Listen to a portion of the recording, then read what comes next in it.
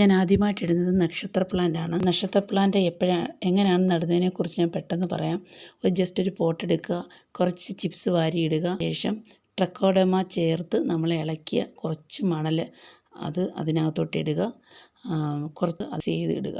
അതിന് ശേഷം ഈ നക്ഷത്ര പ്ലാന്റ് ഒരു ഷൂട്ട് അതിനകത്തോട്ട് വെച്ച്, അല്ലെങ്കിൽ ഒരു കിഴങ്ങ് അതിനകത്തോട്ട് വെച്ച് അത് പരിപാലിക്കുക. ഷെയ്ഡിൽ വെച്ച് 2 ദിവസം ഓൾട്ടർനേറ്റ് ദിവസം കൂടുമ്പോൾ വെള്ളം ഒഴിച്ച് അതിൻ്റെ തൈ വന്നതിന് ശേഷം നമ്മൾ ഷെയ്ഡിൽ മാറ്റി കുറച്ച് സൺലൈറ്റ് കിട്ടുന്ന ഭാഗത്തോട്ട് വയ്ക്കുക. 15 ദിവസം കൂടുമ്പോൾ മാത്രം കുറച്ച് ചാണകപ്പൊടി ഇട്ട് കൊടുക്കുക. വെള്ളം ഓൾട്ടർനേറ്റ് ദിവസം ഒഴിച്ചു കൊടുക്കുക. എല്ലാ ചെടികൾക്കും ഞാൻ നീം സ്പ്രേ ഒഴിക്കാറുണ്ട്. ആ നീം സ്പ്രേ ആണ് ഞാൻ ഇതിനും ഉപയോഗിക്കുന്നത്. അപ്പോൾ ഇതിന് ജസ്റ്റ് ഒരു കാറ്റ് പോലെ ഞാൻ സ്പ്രേ ചെയ്ത് വിടത്തേ ഉള്ളൂ.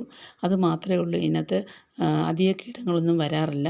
സിറ്റൗട്ടിൽ നല്ല ഭംഗിയായിട്ടിരിക്കുമ്പോൾ എല്ലാവരും ചോദിക്കും ഇതെങ്ങനെ മെയിൻറ്റെയിൻ ചെയ്ത് പോകുന്നു എന്ന്. ഞാൻ 5 വർഷമായിട്ട് ഇതിനെ പരിപാലിച്ച് പോകുന്നുണ്ട്. അതിനെ നമുക്ക് വളർത്തിയെടുക്കാൻ എളുപ്പമാണ്. അതുപോലെ നിങ്ങൾ ചെയ്യുക. കൂടുതൽ ആർഭാടമായിട്ട് നമ്മൾ ചെയ്താൽ നമുക്കൊരു പ്ലാന്റ്സും കിട്ടുകയില്ല. പക്ഷേ എന്നും അതിനെ ഒന്ന് ജസ്റ്റ് വാച്ച് ചെയ്യുക, നനച്ചു കൊടുക്കുക, വെള്ളം കെട്ടി നിൽക്കാതെ നോക്കുക. ഈ ട്രക്കോഡർമ ചേർന്ന ഈ ചാണകപ്പൊടി മാത്രമാണ് 15 ദിവസം കൂടുമ്പോൾ ഇച്ചിരി ഇട്ട് കൊടുക്കുന്നത്. മണ്ണിൽ നിന്ന് ഓരോ ഷൂട്ട് നമുക്ക് വീണ്ടും മാറ്റി വയ്ക്കുക. ഒരുപാട് ചെടികൾ ഒന്നിച്ച് ഒരേ പോട്ടിൽ സെയിം ആയിട്ടാണ് നമുക്കതിൻ്റെ ഭംഗി ആസ്വദിക്കാൻ കഴിയുന്നത്. ജോലി കഴിഞ്ഞ് വരുമ്പോൾ നമ്മുടെ മനസ്സിന് നല്ലൊരു സമാധാനം തരും. അത് നിങ്ങൾ ചെയ്യുക.